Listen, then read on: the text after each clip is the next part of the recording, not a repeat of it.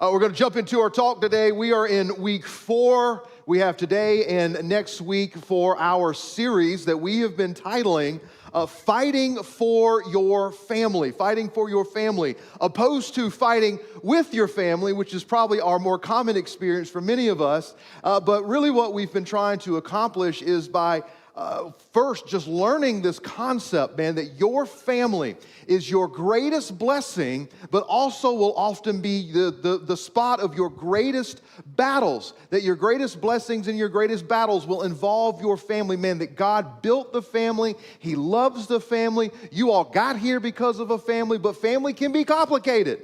Just because God made it for us doesn't mean that because of sin and because of just us as humans being human, that it's going to be easy, but it's worth fighting for. And so that's really been the purpose of this.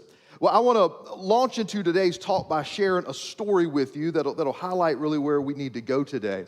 So back in the into the 1930s, when really Europe began to understand that ultimately, Nazi Germany was up to no good. Like things were not looking good over there, and so they began to make plans of what they would do with a potential invasion if Germany started to kind of go outside of its boundaries, which of course you all went to school, it obviously did. There was a huge thing. It was a huge war. We called it World War II. It was so big, right? The second one. Well, in the beginning of that though, right as Nazi Germany began invading Poland, Great Britain and the UK launched an initiative that they had been planning, and they called it this. They called it Operation Pied Piper.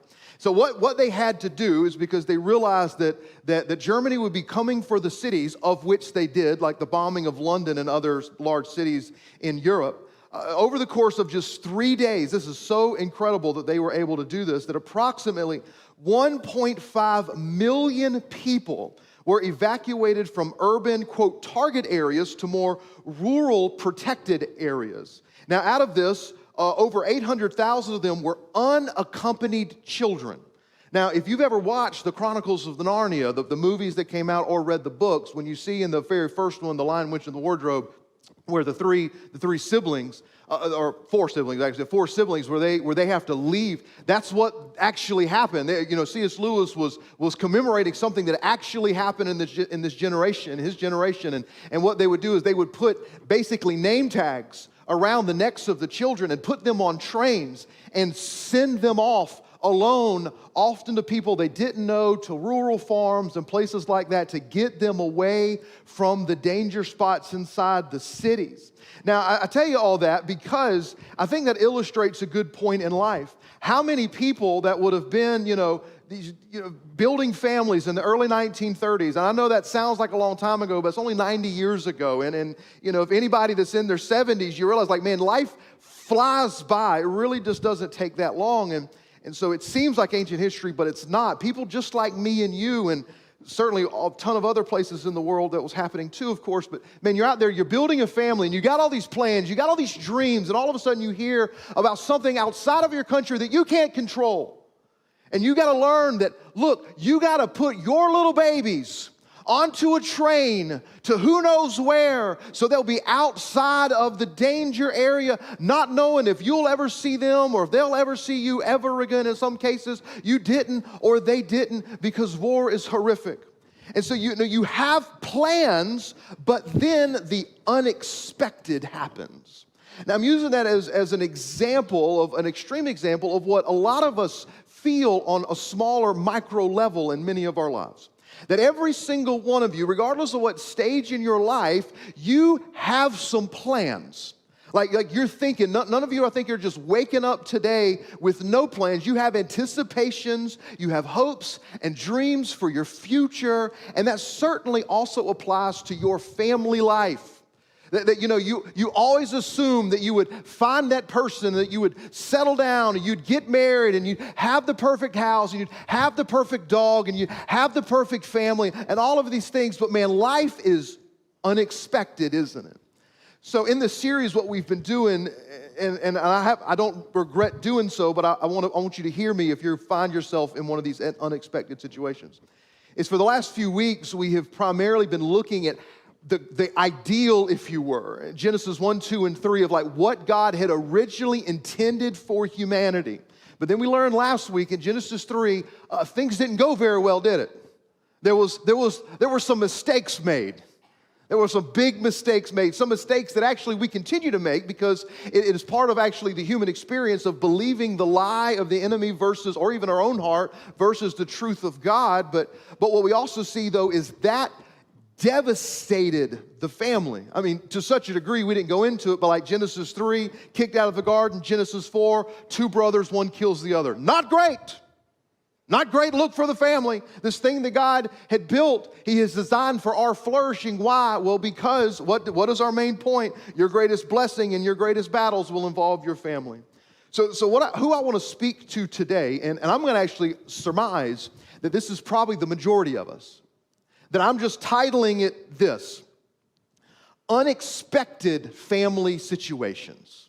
That some of you, while you hear Genesis 1 and 2, you're like, oh, wow, that sounds really wonderful, of life working out, and, you find a husband or a wife, and then you have some kids, and everything's honky-dory, the quote-unquote traditional nuclear family. Well, here's some common examples, though, of and I think this is pretty broad on purpose, of a list of, let's say, some of these uncommon situations that I'm talking about. So some of you in here are single parents. Now, you could be single for a variety of reasons. Maybe you were never married. Maybe you were married and things didn't work out and so you got divorced. Maybe you were widowed and you didn't find yourself, you were living in an unexpected scenario and now you find yourself having to raise your kids often alone. That's an unexpected family situation. Maybe you're just single or you're single again. You have tried so hard, you've tried all the apps, you've tried to do everything right, and yet just can't seem to find Mr. or Mrs. Right. Maybe you are a grandparent having to raise grandkids, and you thought, I'm done with this, baby. I done sent my kids off out into the wild green yonder, and all of a sudden, because of either their decisions or circumstances in life, unexpectedly, here you are again, house full of little feet. And while that may sound fun for a weekend as a grandparent, no, you're just parent again. And you're older now, and you're tired, and you wanted to retire, and you can't now. That's an unexpected family situation that a lot of us find ourselves in. Maybe you've been struggling with infertility. You just assume, man, I'm going to settle down, and after a few years of enjoying one another and building our life, man, we're going to have kids, and it comes time to start trying, and it doesn't seem to be working, and you go to the doctors, and they give you options, and every option costs thousands of dollars. That's unexpected. Or maybe you found yourself there and you decided to adopt. And while adoption, let me tell you, is beautiful and powerful and godly and biblical, something we're called to do, but it's still not easy. And you're dealing with the trauma of your kids who are having to reconcile their own unique situations because they were abandoned or left or whatever their situation is. That's unexpected. Maybe broken extended families, alternative care situations. You're not adopting anybody, but you feel responsible for somebody in your circle. Blended families. Many of us in the room are blended families, divorced and remarried, and step kids and step in-laws and step parents, and everybody trying to get along at Christmas. It seems impossible. Am I speaking to anybody in the room? I think there's a lot of us in the room that find ourselves in what I would consider, for this case today, an unexpected family situation. This wasn't the plan, but here we are. Well, what are we to do? Because, see, I think there's a lie, and look, I need you to hear me. This is a lie from the pit of hell.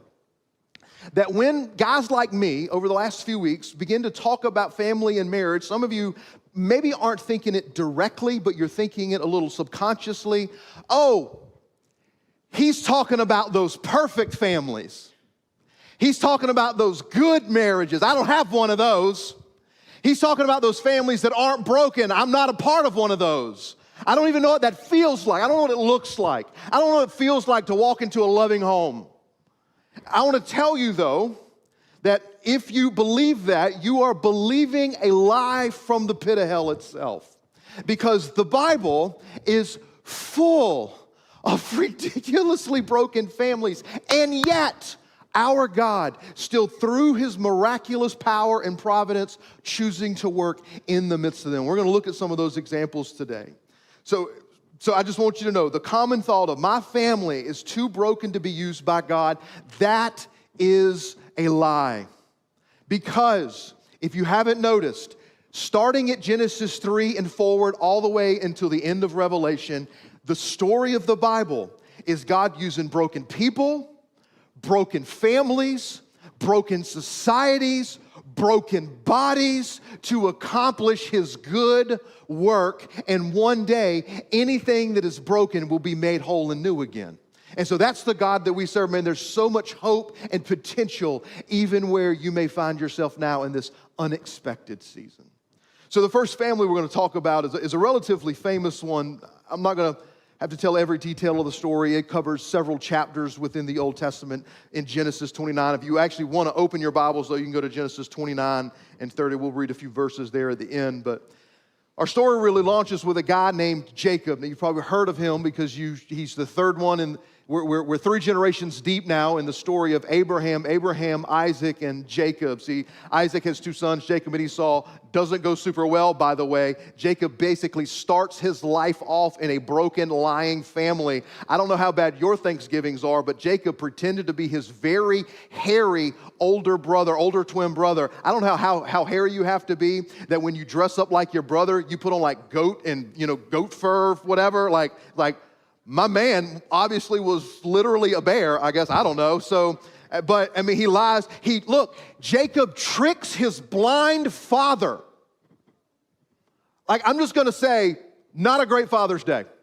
Not a good, I respect you. But that's Jacob's story. Then he launches out after that. This is actually how he finds himself in this situation. He's running from his twin brother, who's this hunter-warrior kind of guy. And he's just like, he's going to kill me because I took his blessing and inheritance. So imagine you stealing your brother's inheritance by lying to your blind dad. Not a great family, folks. And so he goes off and he runs into this guy. He runs off to some distant relatives. He meets this guy named Laban. Laban has 2 daughters, Leah and Rachel. Now Jacob, his eyes get set immediately on the younger daughter, Rachel. Thinks that she is just like, woo, she's pretty, man. And she's so pretty, he concocts a deal, and again, this is ancient culture, but he concocts a deal with her dad, with his future father-in-law, says, look, man, I don't have anything to offer. I don't know if you've heard, but I just lied to my blind dad. I'm kind of on the run. I don't have a whole lot to offer, but just the strength of my back. I would love to marry your daughter. How about I work for you? And Laban's like, sure, man. You want to work for me for like 7 years? Okay, man, she must be quite gorgeous, right?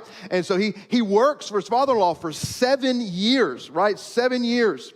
And then right as it comes time, and again, different traditions, different cultures, so we can't fully probably feel or understand the context, but often you wouldn't see the bride until you were in the PG-13, the marriage tent. And so he goes to bed with his bride, and again, there's no electricity, there's no lights, how all this works. Use your imagination if you got to, just not too much. And so anyway, the next morning, he wakes up and he realizes that, oh, I have a wife, but it's the wrong woman. So the trickster's been tricked. He's been given the older daughter. Now, it's easy to think, oh, man, Jacob was lied to. How do you think Leah felt? To be traded as the not wanted wife. And so then he goes to his father-in-law and says, whoa, bro, you tricked me. You lied to me. He's like, yeah, I did. You caught me, right? And he makes up some lame excuse that wasn't really even an excuse about some kind of tradition that they have that isn't actually a tradition. And so he winds up giving his second daughter to the same man. Crazy, I know, because families are pretty messed up in the Bible, by the way. And so we have this then sense where now Jacob has 2 wives, 2 sisters. Anybody think this is going to go well? Anybody reading this story and go like, wow, this looks like a really good recipe for a very successful, well-balanced, functioning family, right? I bet their holidays are going to be perfect. Not the case. So he does this. He actually works for his father-in-law another 7 years to basically pay off that wife. Crazy story. But this is where our story jumps in, though. I just need you to hear this because really we're not even focusing on Jacob. We're focusing on these 2 women. Because this is really critical to what we're going to talk about. These 2 women who I'm going to say, when they were little girls playing out in the fields together, dreaming about their future families, I don't think this is what they had in mind. Oh, that we would be vying for the same man and he would love one of us more than the other. Because it says in Genesis 29:30, and indeed he, being Jacob, loved Rachel more than Leah. How unfair. How unfair. Well, as life would have it, because boy, life is fascinating and interesting. We jump to the very next verse. It says, when the Lord saw that Leah was neglected, because she was, so not only was she not wanted, she was a neglected wife. She was not whom Jacob had toiled for. And so she's a victim of her father, she's a victim of her husband, she's a victim of a society, all of these things, man. Again, victim, victim, victim. And I want you to remember, though, all of us are victims. You've all been victimized, but if you're not careful, we all become the what? The victimizer, too. That's the story of humanity. It's not just victims and oppressors. We're all victims, and we're all oppressors. Then when the Lord saw that Leah was neglected, he opened her womb. And now back then, of course, a lot of your worth as a woman would come from your ability to bear children and provide for a family. And just so you know, that has basically been all of human history. This isn't just Bible times. This is really up until just the modern era. But Rachel was unable to conceive. So the loved wife couldn't have children, but the unwanted wife could. So Leah conceived and gave birth to a son and named him Reuben. He was the oldest, Jacob's first son. For she said, the Lord has seen my affliction, and surely now my husband will love me. Guess what? It didn't change anything. She conceived again and again. She is producing what would have been seen in that culture as value, giving him offspring, giving him young boys to carry on the family name and the farm and the lineage and all these things like that. And it said, I gave birth to a son, and the Lord heard that I am neglected and has given me a son also, named him Simon. 34, she conceived again and gave him a son. And at last, my husband will become attached to me because I have borne 3 sons for him, and therefore his name was Levi. She conceived again, gave birth to a son, and says, this time I've praised the Lord, which finally maybe her heart's turning to realize that her husband was never going to give her what she wanted. And this wasn't the plan. At least maybe the Lord saw her. And she named him Judah. Then Leah stopped having children. Now, this story keeps going and going on, but I want to now turn it so we see Leah, and it's easy, of course, to look at this and say, well, at least she's kind of getting some good things out of this deal. In a sense, she's becoming a very, very successful mother, and she's producing children. Look, like, this stuff matters, just so you know, because if you don't know the story, Jacob eventually has how many sons? I only have 10 fingers. 10 plus 2, 12. He has 12 sons, which later become what? The 12 tribes of Israel, which then is mirrored in the 12 disciples, right? I mean, so like, this is something really historic kind of happening in this moment. But even look how the story starts, though. Like, unexpected, broken, in the midst of tragedy and heartbreak. But see, it's not just Leah that is having a hard time, though. So while Rachel was loved, life's unexpected. She didn't get the cottage with the white picket fence either. It says, when Rachel saw that she was not bearing Jacob any children, she envied her sister. Give me sons or I will die, she says to Jacob. And why would she say that? She logically knows that it's not Jacob's fault. Jacob has no problem having sons with his other, less favored wife. What a terrible thing to say. But that's the fact of the matter. So it's actually not him, it's her.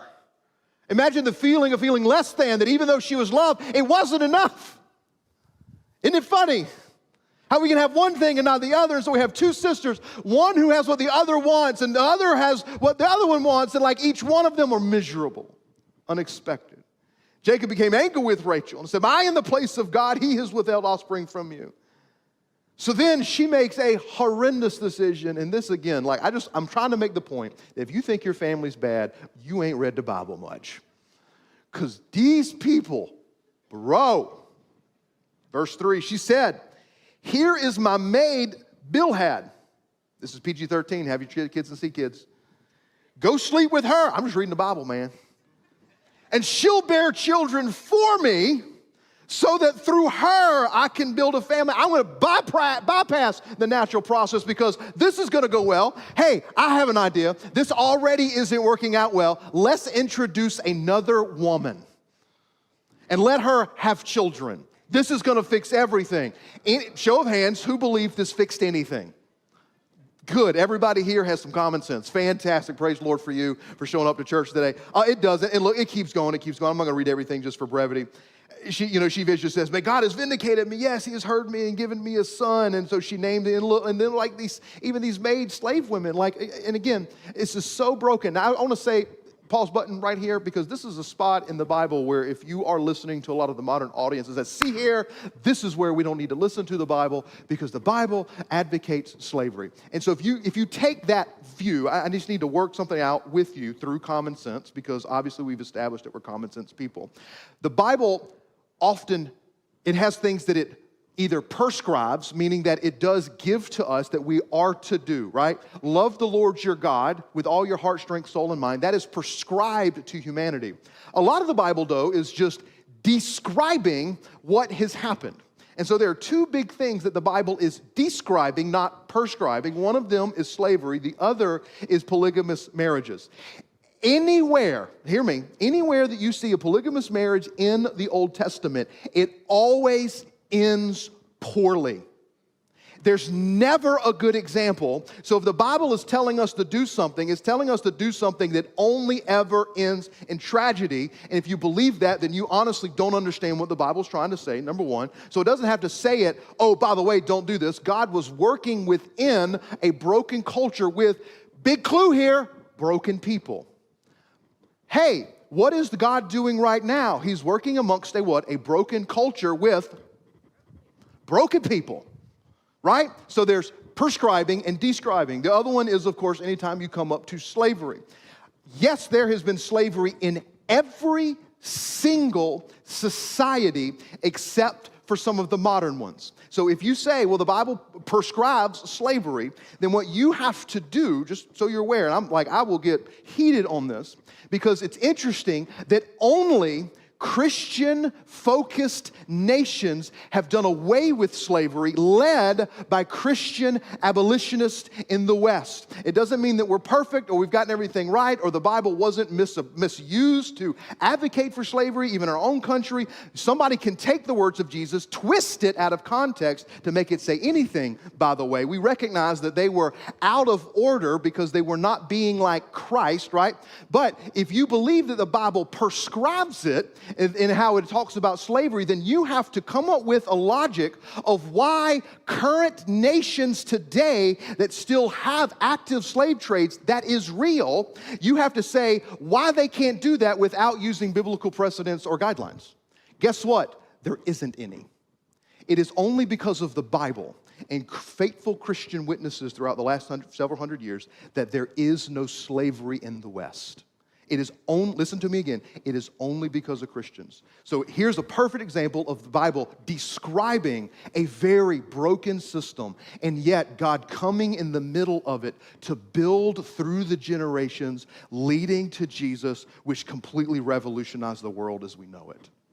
So, unpause. Really long thing, but that's really key because I know when you hear that sometimes in our modern era and then you kids get on YouTube or Instagram and say, see, this TikToker says that the Bible advocates for slavery. That TikToker is an idiot. You can tell him I said so in the comments.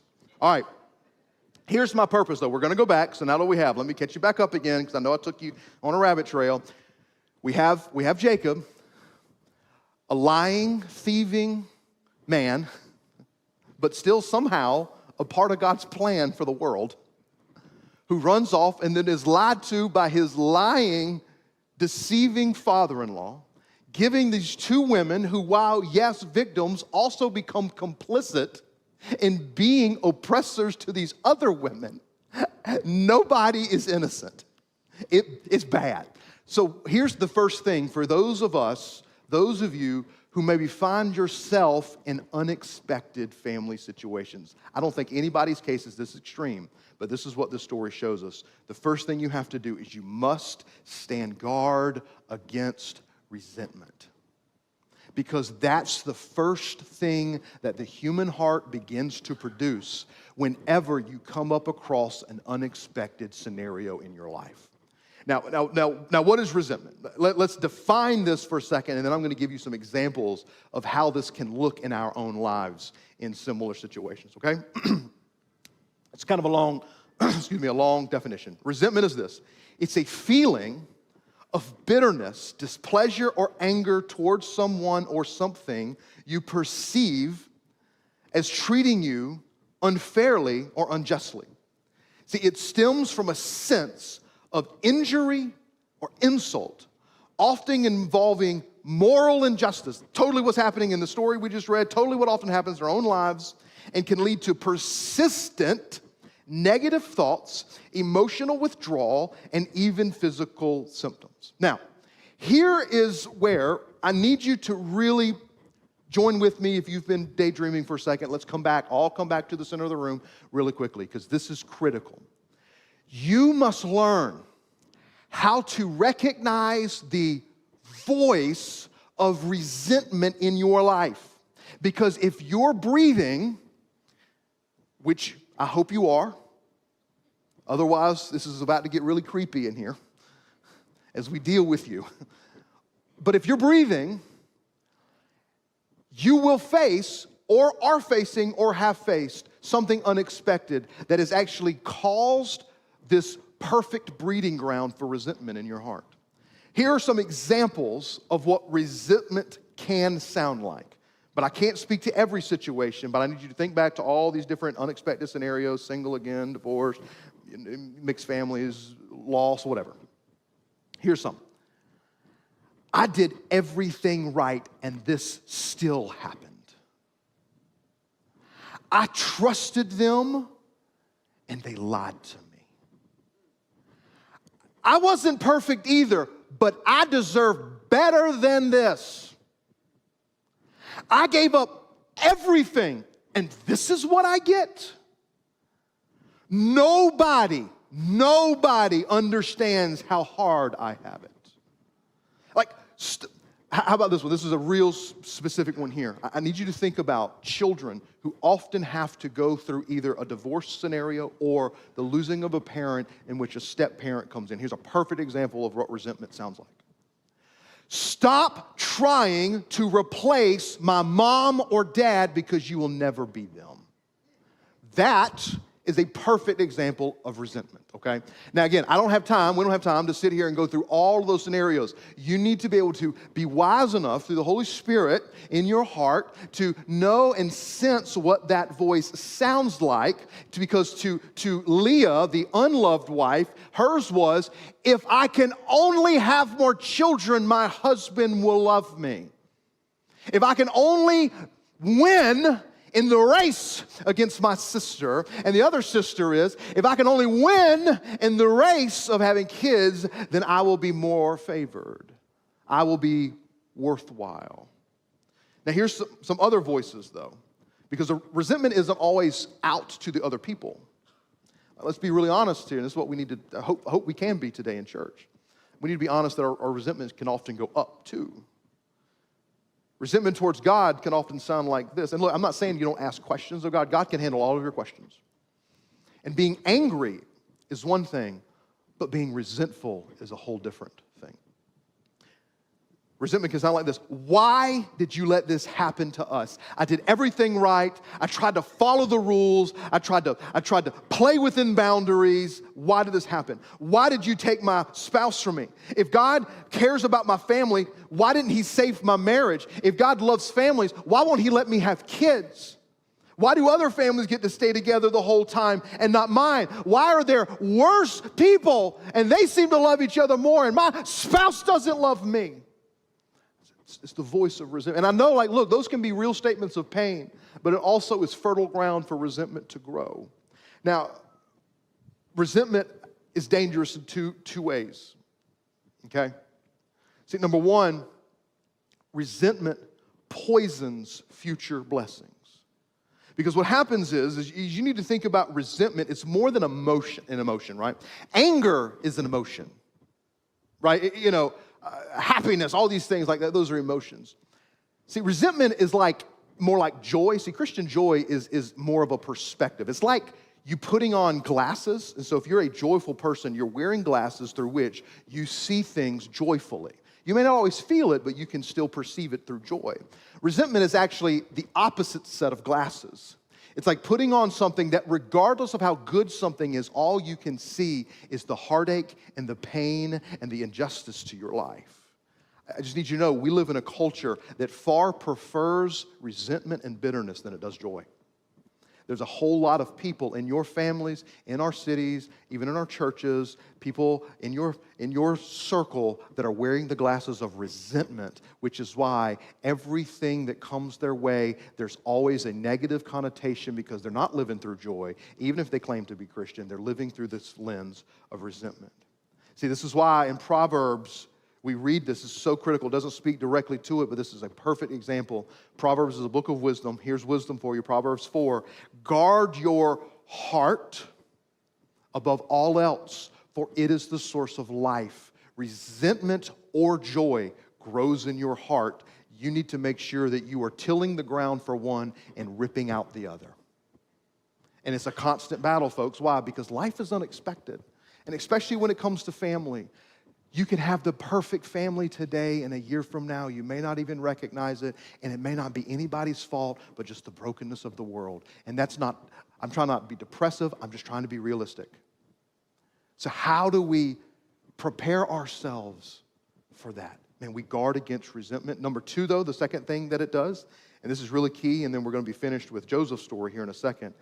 Man, resentment easily becomes generational. Easily becomes generational. How do we know? Okay, so fast forward a little bit. Eventually, two different slave women are brought into the picture with Jacob. I mean, this is a broken family, folks. My heavens. Eventually, there are 12 children. Rachel, the favorite wife, does eventually have two sons, one named Joseph, one named Benjamin. But in the process of giving birth to Benjamin, guess what happens, man? She dies. The favorite wife finally is given two children. She didn't get to live to see them be raised. Like, bro, life is hard, isn't it? Life is hard. Well, because of this, and because Jacob, obviously in his immaturity, that really lasted his whole life up until the very end. Man, Jacob really does not have a redeeming arc until the end in the way that God really changes his heart and life. But, of course, because of that, then he just... all of that unbalanced favoritism that went to Rachel got triple portion to his two sons. He has 10 other sons that he barely even recognizes because his focus is put on these two. Well, as it so happens, as you can imagine, again, if you can imagine it, now there's three moms, 12 total children, 2 are the most favored.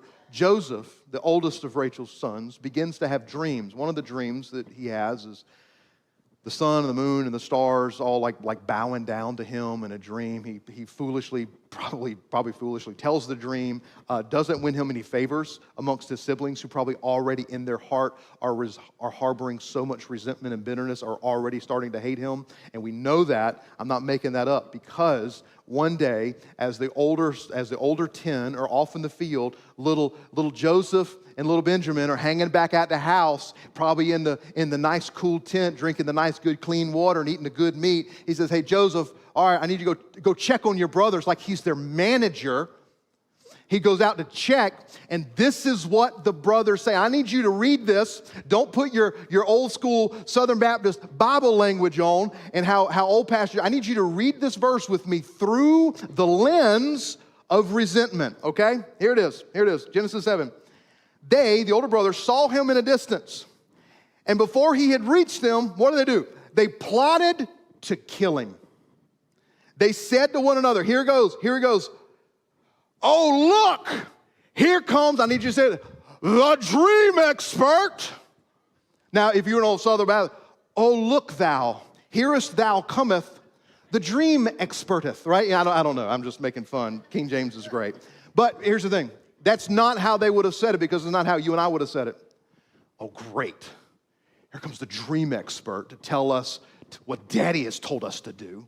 Here comes the tattletale to tell us what to do so he can go report back to Dad. I know what we're going to do. We're going to make all of our lives either. We're going to kill him." Because resentment becomes generational. Like we're not playing around with this stuff, guys. Like the Bible doesn't give us these stories just so we can look and go like, woo, we bad, but we ain't that bad. Like we got it more together than they do. No, it's there to show us that there is something very, very wrong with us, and if we're not careful, even good people good people can do horrible things. So they keep going. So now let's kill him and throw him into one of the pits, and we can go. And isn't it funny that Jacob the liar would have 10 of his own sons run back and lie to him? Generational strongholds. Week 2 of the series, Fight for Your Families, is real. That's why, as a parent, or even as a future parent, you need to make sure that you're trying the best to get your stuff together, because it's not just about you. It's about those that come after you. Now, how do we stop resentment? Okay? I know this is really heavy, and that's really all kind of bad news, but there's a lot of hope here. So let's kind of turn this in this next few minutes.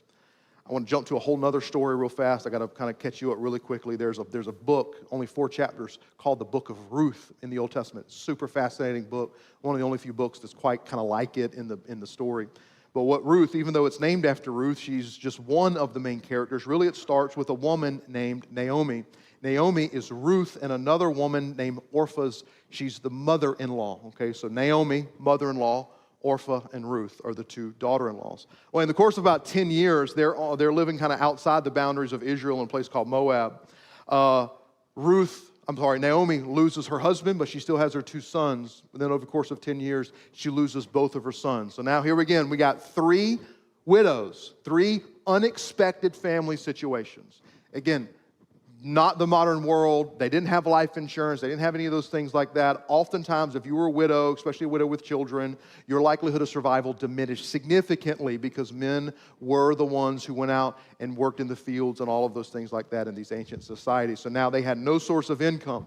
And so in a moment of despair, right? In a moment of despair, it's like, I don't know what else to do. I'm going to go back to my home. It's like, you girls, y'all don't need to come with me because I have no hope in my life. Y'all need to go back to your families, and I hope life worked out for you because so far life has been kind of sucky from my experience. I'm going to go back to my home. And so there's the whole conversation there. You can go back and read it, but eventually Orpah did go back to her home, but Ruth chose not to for some reason. We don't ever fully know why, but she follows her mother-in-law home. But I need you to hear Naomi's resentment and bitterness in her heart as she comes back into Bethlehem, which wasn't famous yet because a certain somebody hadn't been born there 2,000 years ago, by the way. But she comes to the city of Bethlehem, right? It says the 2 of them traveled until they came to Bethlehem. When they entered Bethlehem, the whole town was excited. Hey, look, can this be Naomi? Oh, look at little Naomi. She's grown so much. It's so good to see you again, Naomi. And that Naomi not meeting the energy, not matching energy of the crowd. This is what she said. She says, don't call me Naomi. Call me Mara. She says, for the Lord Almighty has made me bitter. You know what Mara is? It means bitterness. Like they're throwing her a comeback party, and she's like ripping the streamers down and says, my name's not Naomi. Call me bitterness. Call me resentful. Because the Almighty has taken everything from me. See, I went away full, but the Lord has brought me back empty. Why do you call me Naomi? Because the Lord has opposed me, and the Almighty has afflicted me. See, she has owned her resentment so much that it has literally renamed her. Now, why is this important? Now, while maybe some of you can't imagine coming in and inviting at a business party and says, hey, my name's rejected. Hey, my name's cheated on. My name is unlovable. Hey, my name is apparently undateable. Hey, my name is barren. I can't have any kids. Like it would be awkward, but in reality though, while you aren't hopefully putting that on your hello, my name is sticker at parties, you are allowing that to become part of your identity. I want to tell you, that is not of God's design or purpose for your family. Because the story repeatedly, over and over and over, is not that when we follow God, only good things happen. Is that when we follow God through the pain, He can build something beautiful. And so that's the story that we see here in Naomi's story. Because what we wind up learning, this is why Ruth is such a beautiful picture. And Ruth, look, the book of Ruth is a beautiful picture of the gospel before Jesus comes. Because the Old Testament points to Jesus, New Testament points back to Jesus. There's this concept in ancient Israel that God gives Moses called the kinsman redeemer. It had a lot of different things, but for this case today with Naomi and Ruth, it is this idea that a kinsman redeemer, if a family has lost their primary breadwinner or the primary lineage within a family, a relative could come in and either marry or buy back property and keep it within the family so they just wouldn't be overrun. It was a beautiful, beautiful system that God designed for his people. Well, in Ruth 4, we see this. There's this man named Boaz, and so while Naomi is older now and she can't have any children, her legacy in a sense is as good as dad at this point. There is this man named Boaz, a righteous, godly man. And our story picks up there, Ruth 4:13. It says, Boaz took Ruth and she became his wife. He becomes this kinsman redeemer. It's the whole story. You can go read it yourself. He slept with her and the Lord granted conception to her and he gave birth to a son. Now, the women they didn't say this to Ruth. Listen to the story, though. This is so important. The woman said to Naomi, blessed be who? The Lord, who has not left you without a family redeemer today. May his name become well known in Israel. See, he will renew your life and sustain you in your old age. God has sent someone, and indeed your daughter-in-law who loves you and is better to you than 7 sons has given birth to him. Then Naomi took the child and placed him on her lap and became a mother to him. And this is the key. Like, man, this is it. So when I say this stuff, this really matters. It's all generational, man. The neighbor woman said, a son has been born to Naomi, and they named him Obed, period. Who was Obed? He was the father of Jesse, the father of David. Oh, well, who does David become the father of? His lineage, his house. Jesus. Like this is real stuff. So this is my final parting to you. You protect yourself against resentment and bitterness. And the way that you do that, man, is you got to learn to trust God for future restoration.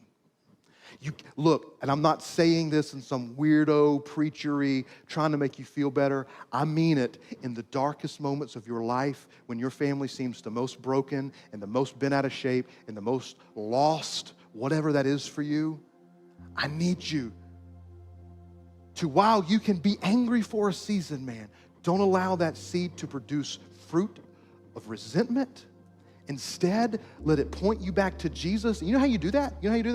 With verses like Romans 8:28, which, we want to quote this verse like at football games and stuff, like things that literally, no offense to any of you who like sports, literally mean nothing in the grand scheme of things. Fun to watch, great, awesome. But when it comes to real stuff, man, like we lessen the impact. But what does Romans 8:28 says? For we know that what? Some things, only good things, all things, when you've lost, when you've been rejected, when you've been abandoned, when things haven't worked out according to plan, when things have been unexpected. For we know that all things work together for the what? The good, the kind, the wholeness of those who love God and are called according to his purpose. Because life is hard for everybody. Life is hard for every single one of us. But God is good. And he works for good for those who love him. So here's my question then for you as we wrap it up here. Like, the most unexpected thing is in the world? The most unexpected thing is, do you realize the most wicked thing that has ever happened in the world is that humanity, when Jesus came, rejected God and killed him. But that was part of the plan, because you know who Jesus is? He's our kinsman redeemer. Kinsman because he came in the shape and the form like us, fully God yet fully man. And he redeemed us from the curse of our sin and our shame and our brokenness. And I just want to tell you, with all that I am as a person, as a Christian believer, I believe this with my whole heart. I don't care how bad it has been. Trust God now, starting now, and he can, I believe it, he can build something beautiful and powerful. All it takes is one generation. All it takes is a Naomi and a Ruth who are willing to say, I'm going to trust in the process of God. I'm going to put my hope in there. So here's what I'm going to do. If you have not given your heart and life to Jesus Christ, I want to give you that opportunity right now. The band's going to come on out. We're over time now, but this is super, super critical. Bow your head, close your eyes for me, online too if you can, if it's quiet there. And I just want to let you know that Jesus Christ, He loves you. And even the most hardest, most difficult pain in your life, He can work through in it, through it, redeem it, make you whole despite it. But you need to give Him your life if you haven't. You need to trust Him if you don't. So I'm going to lead you in a prayer. Bible says, confess with your mouth and believe in your heart that Jesus is Lord and you will be saved. You can simply repeat after me, just kind of under your breath here right now. Jesus Christ, I believe that you are my kinsman redeemer, that you have redeemed me from the curse of the law and of sin and of death. And I give you my life. I give you my fear. I give you my sin. I give you my shame, my pain, my resentment, my anger. I give it all to you. I only want what you want from me, and I want nothing that you haven't given me. I give you everything. In the name of Jesus Christ, I pray, and everybody in the house says, amen.